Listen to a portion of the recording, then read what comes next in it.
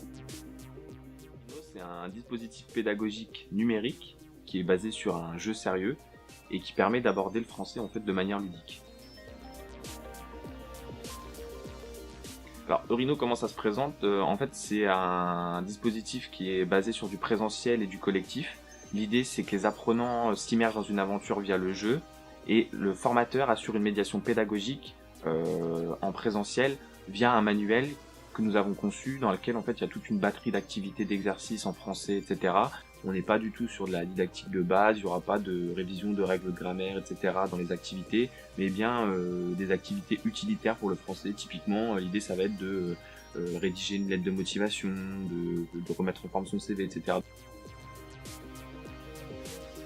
Rhino, ça se destine à un public qui est plutôt en rupture avec les méthodes classiques d'apprentissage, avec le transmissif notamment. L'idée, c'est justement de passer par le jeu pour s'immerger dans un univers fictionnel dans lequel en fait végètent de manière implicite des contenus. L'avantage de Rhino, c'est d'utiliser déjà le jeu, de prendre appui sur un média qui fonctionne bien auprès des publics jeunes, et aussi d'avoir une approche concrète du français. Typiquement, les jeunes sont toujours en train de s'interroger sur l'utilité de ce qu'ils apprennent, et l'idée avec Rhino, c'est de permettre en fait justement de contextualiser ce qu'ils sont en train d'apprendre vis-à-vis du français.